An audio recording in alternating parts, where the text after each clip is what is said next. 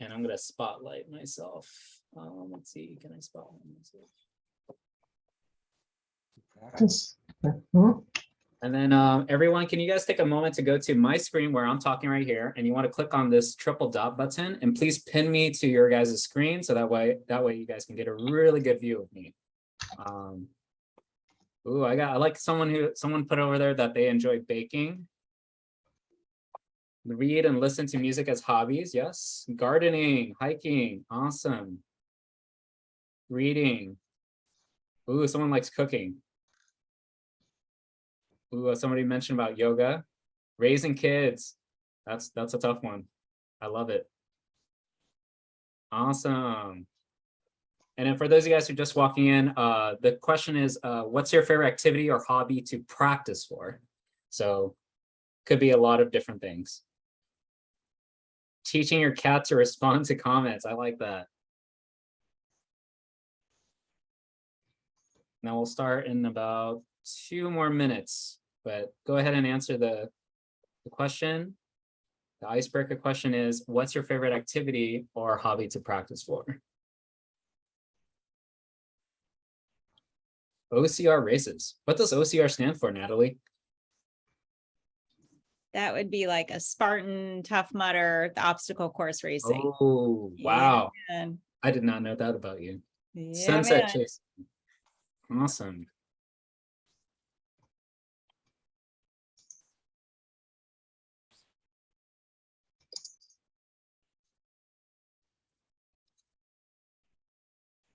And then anybody else want to share their favorite activity or hobby to practice for? All right, I am going to drop in the chat. Here are the slides to my presentation if you would like to follow along. That way you guys can get a preview of what's going to be happening. And then we got about 1 more minute just in case anybody is trying to get in.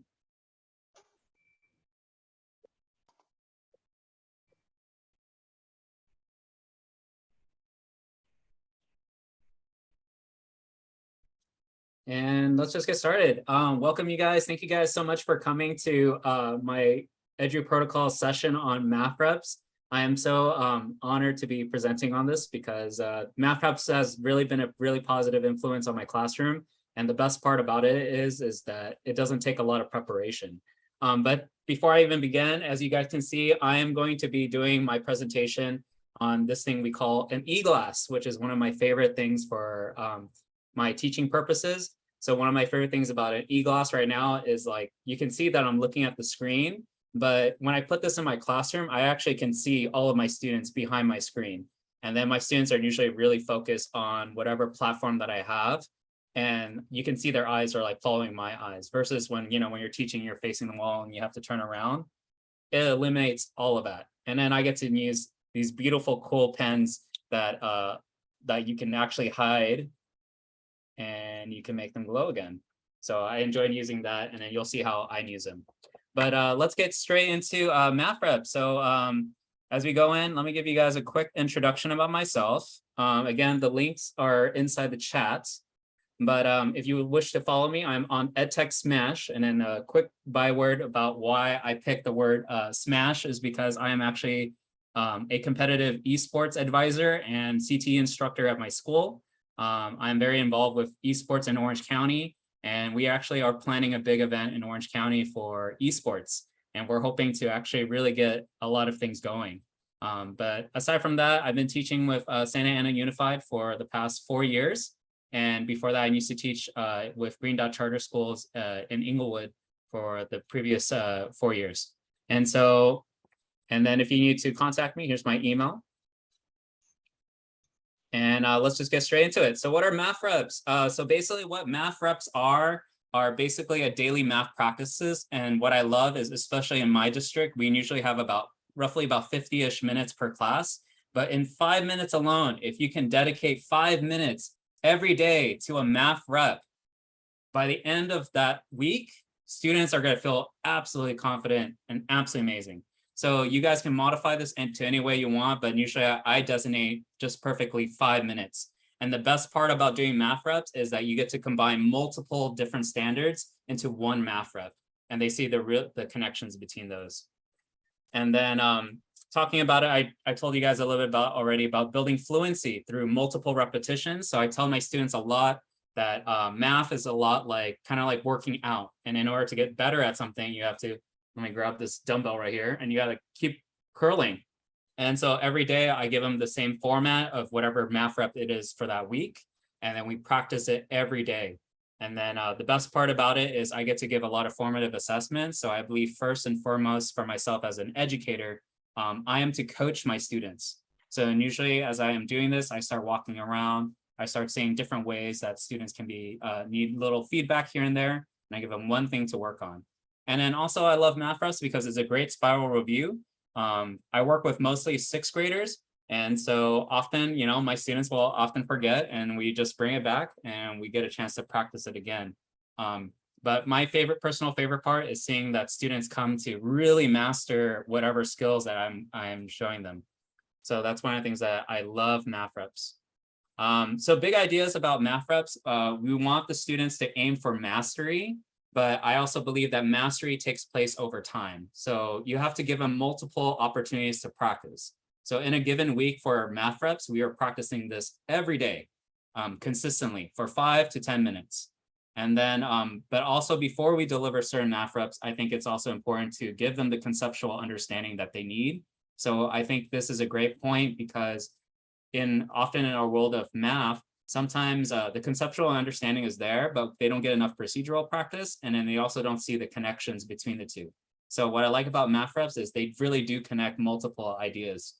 And then last but not least, but it really builds your classroom culture, and students get a chance to work with each other, but also work with the teacher. And then after that, I also get to see the results at the very end and be able to give constructive feedback, but also build their confidence at the same time. So some big ideas for why I really enjoy using MathReps with the big ideas.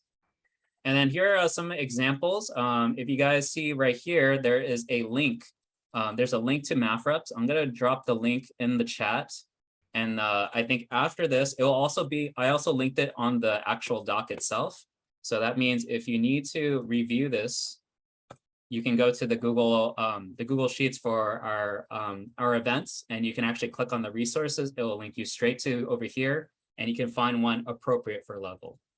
So before we get in, actually, I'm going to take you guys through an actual math rep that we ourselves have actually done inside my class. And so allow me to move this out of the way of the eGlass. And we're going to start with an actual math rep that my students did recently, and they have shown some mastery. So this math rep is basically for multiplication equations. So one of the things I prefaced my students before this is how to write, to do area specifically, and teaching them about how area is the meaning of, is measured in square units as a length and width, but also connecting it to ideas about what we were creating about dot patterns. And dot patterns are right here for the arrays. Let me show this right here. And by the way, eGlass also has an annotation tool. So you guys can even, whether you're writing on the glass itself or you want to annotate on your computer, you can do that. And what I love most about it, again, is you're going to see how my students will actually connect all of these different places together. So I'm going to do a quick 5-minute demo and just show you how quickly we do it. When you do math reps, the most important thing that you have to do when you introduce your math rep is you do it with your class. You have to show them how the math rep is. And just like how you are a gym trainer or a coach, you actually model to your students how to actually lift that. Please take a picture. But basically, you have to show them how it's done. You have to show them the form of how they do this, so they really understand how to actually do the math rep. And then on the second day, after you teach them the first time, you are going to model to them basically how to do it guided. And then you start pushing more ownership by them. And usually by the third day that I do the math rep again on a Wednesday for 5 minutes, students already are beginning to move towards independent mastery. And I usually allow them to work with a partner in order to do that. But without ado, let me demonstrate to you how to do our math rep. And also as a quick heads up, I am going to take a snapshot of me at certain angles for this math rep. And there's a reason why I really want to do that. Because it shows you another amazing thing that I really enjoy about the eGlass and why I use it within my classroom. So let's start with today's equation. So usually I start with a lower cognitive load. So maybe we'll start with 6, and then we'll say times 2. And then also I push my students for extra learning and figuring out how to write it as parentheses. All right, let's see how good you guys are with your times tables. You guys take a moment to tell me what is 6 times 2 in the chat. I'm going to give you guys about 10 seconds. Are you guys sure it's 12? How sure are you? All right, great job, everybody. Everyone sees that it's 12. Okay, so we're going to put 12 right here. We mark it over here, and we got 12. All right, so now that we figured out how we did today's equation, we want to express our equation today like repeated addition. So take a moment right now to think, how can we express 6 times 2 in the form of repeated addition? I'm going to give you guys about 20 seconds to type that out in the chat.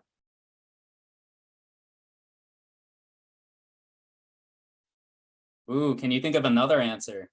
Is there another way to represent this?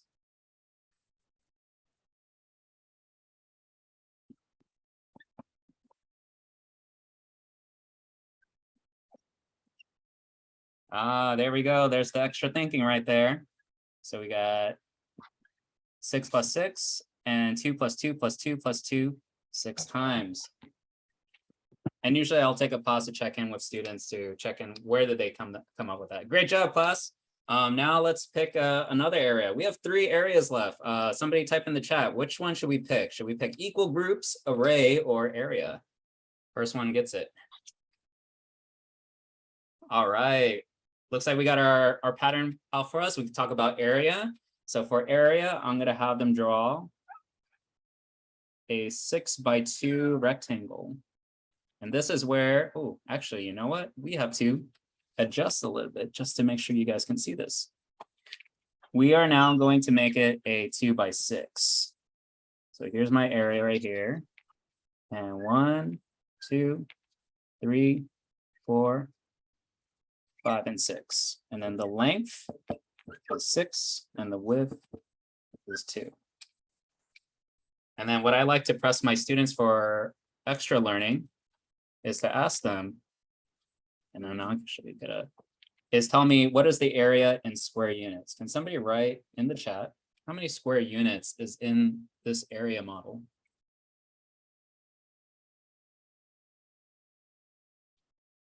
Awesome. Somebody said there are 12 square units.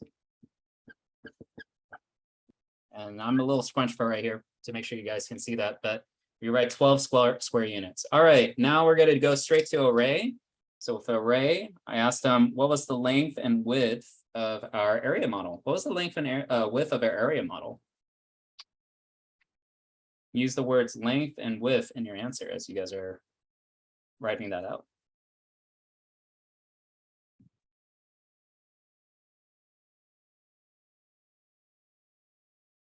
Anybody know what the length? Oh, there it is. Thank you. And now I draw the array. So 1, 2, 3, 4, 5, 6. 1, 2, 3, 4, 5, and 6. Now I'm going to use a different color to make sure I can outline a lot of these to reduce confusion. Anybody disagree? Anybody want to add anything else to this model?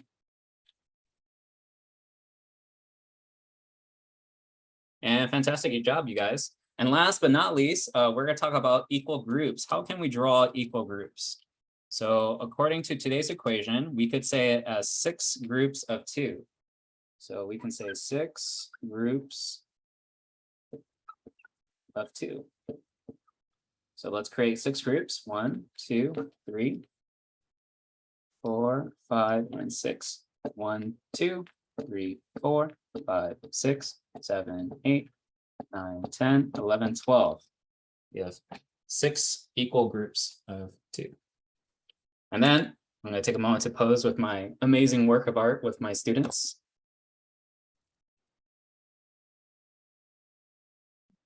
And now I just took a picture.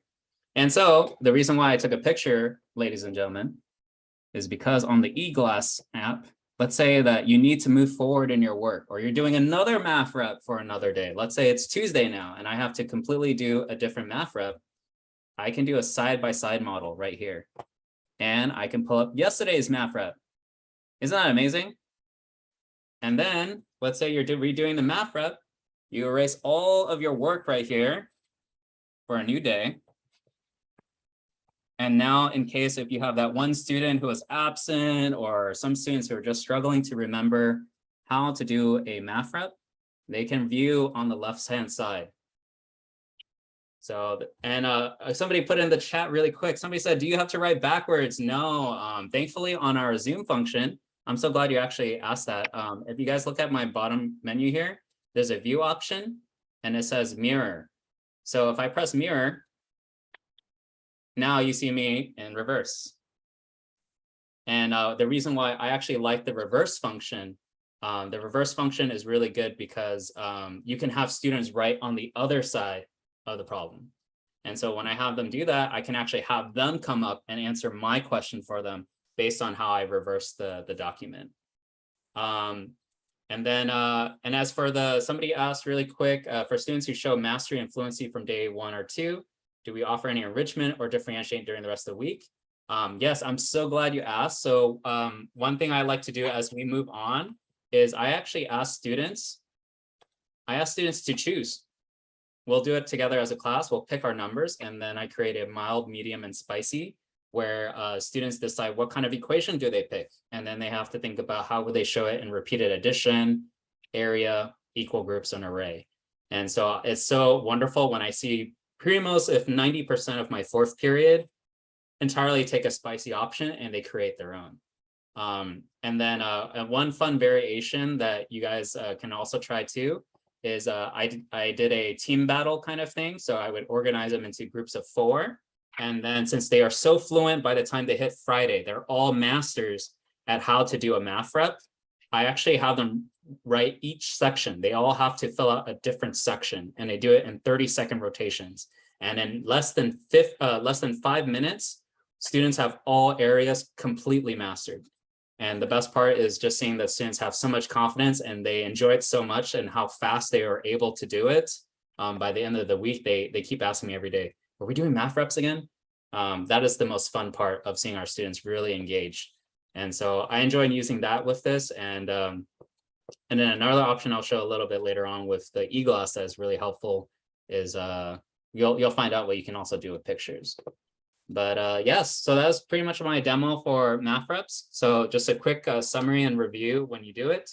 First day, you do it with them. You show them how it's done, you show them the form, you show them the thinking.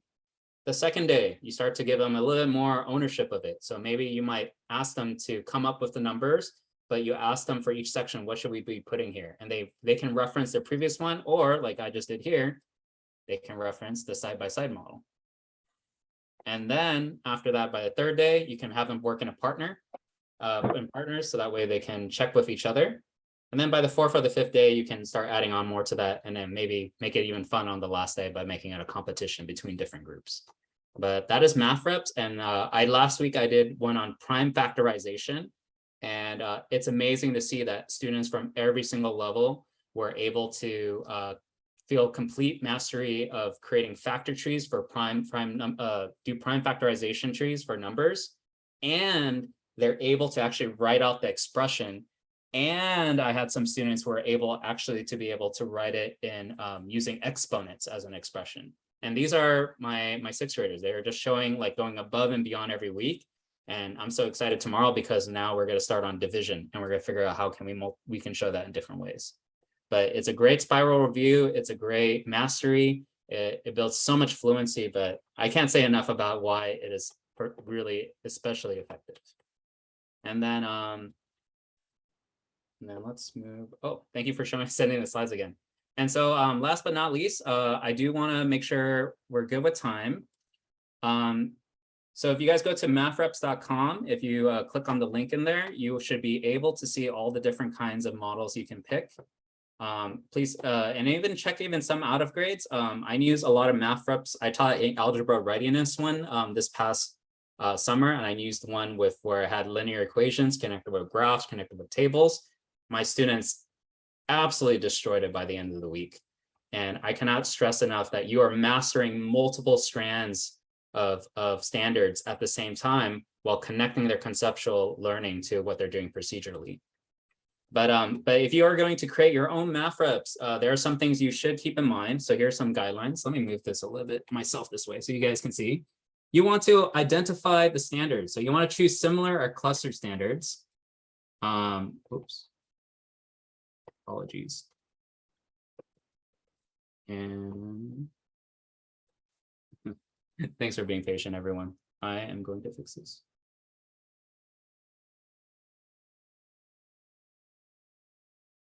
And we were on slide. Here we go.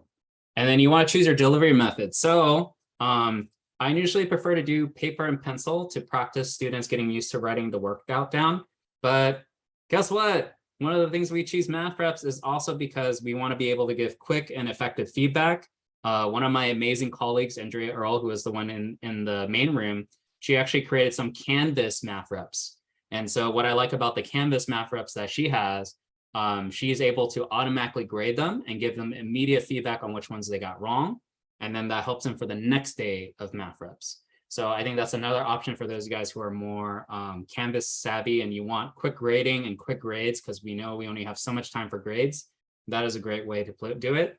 Another option is Jamboard. If you guys check out the MathReps WordPress website, there's actually a Jamboard version of it.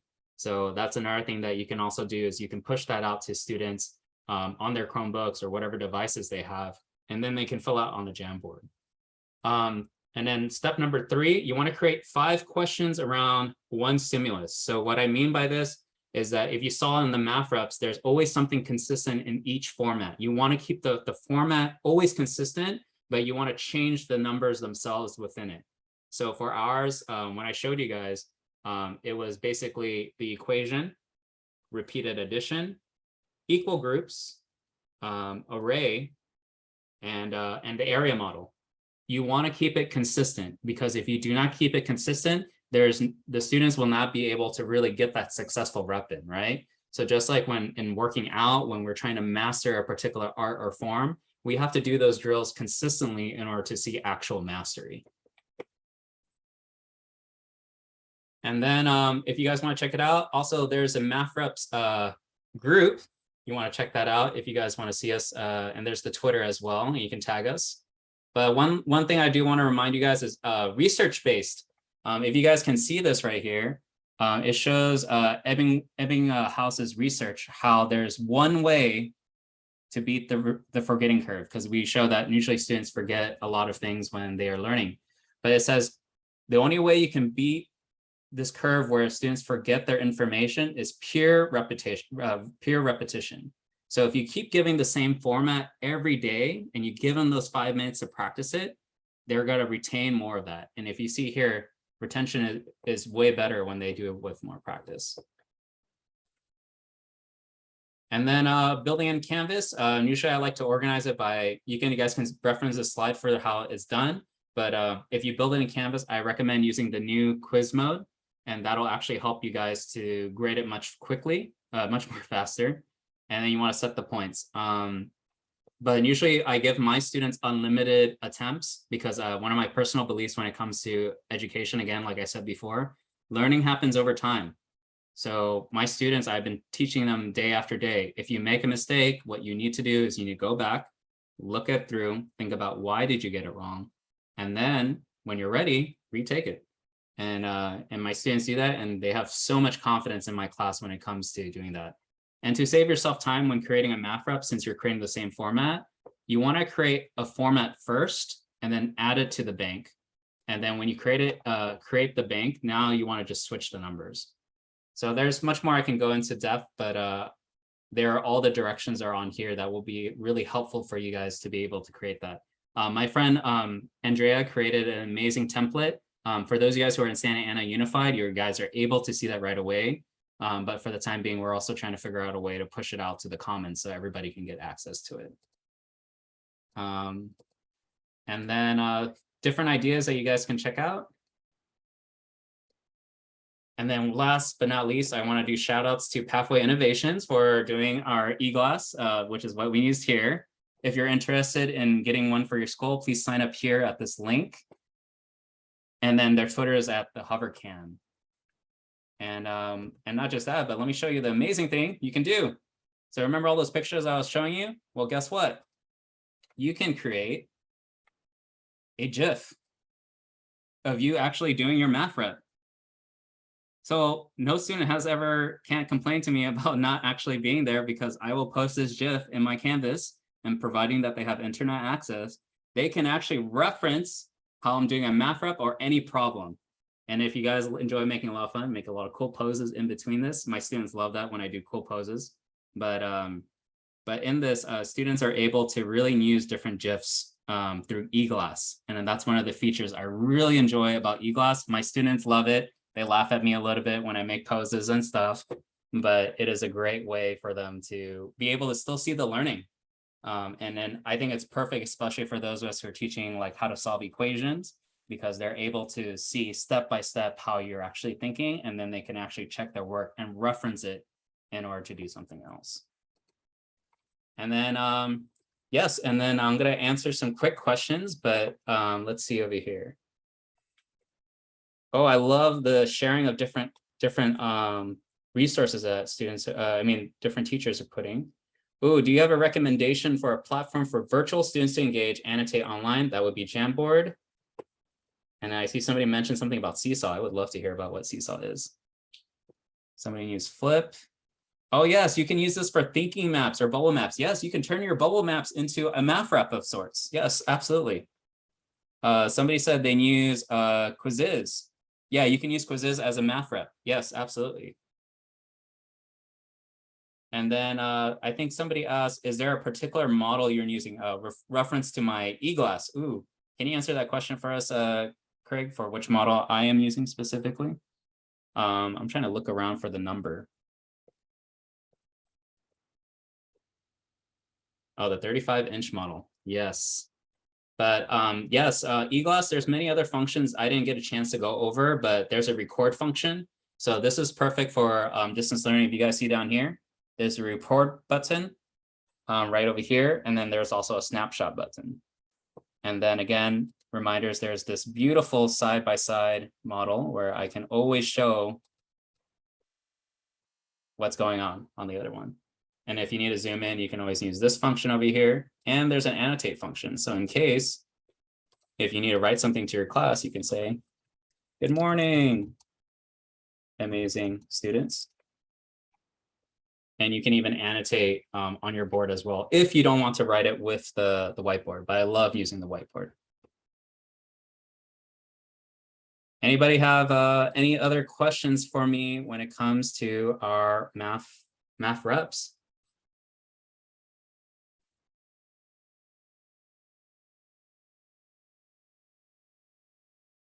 Yes, thank you so much. And yes, please use it. I mean, I've been trying to show my students that math is not pure magic. It is constantly hard work and constantly lifting those reps up every day.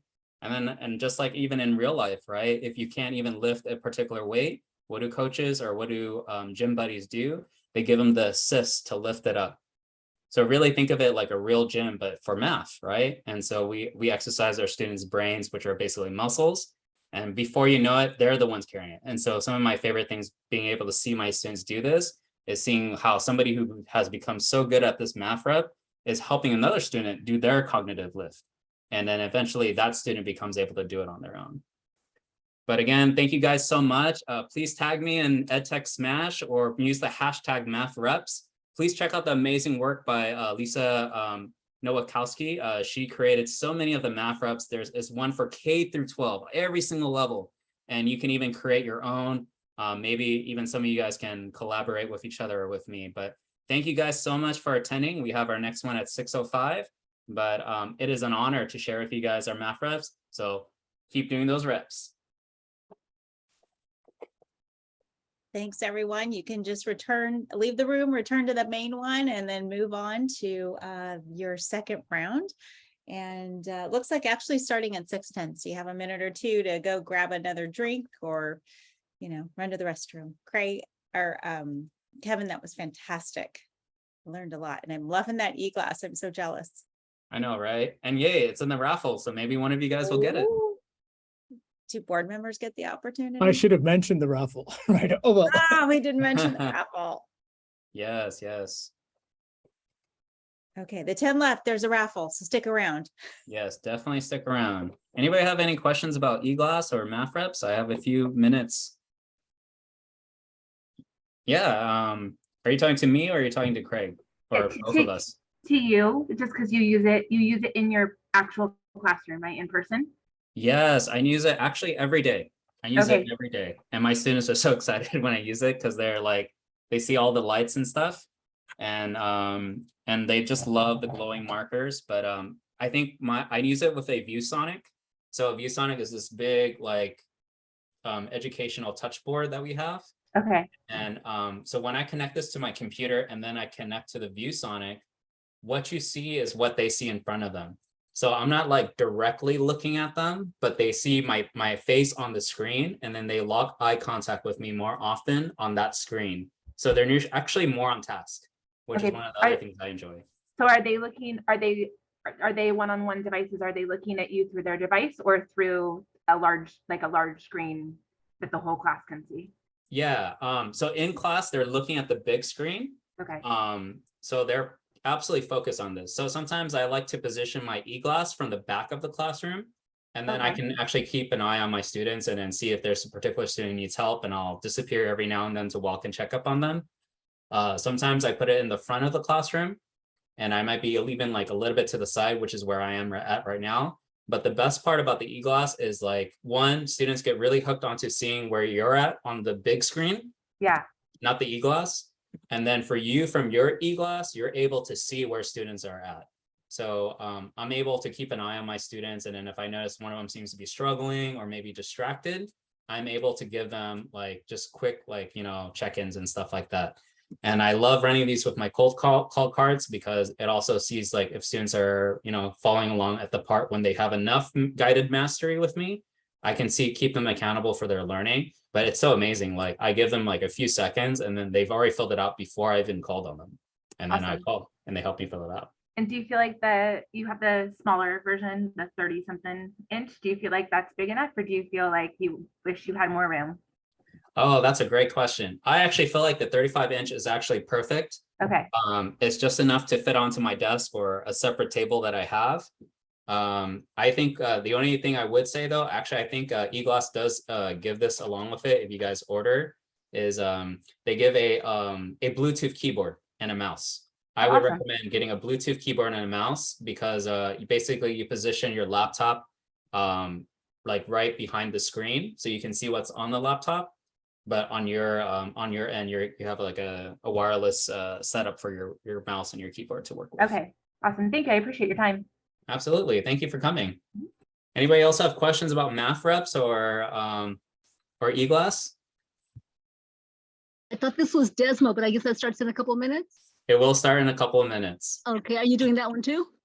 I am not doing that one, but I know somebody amazing.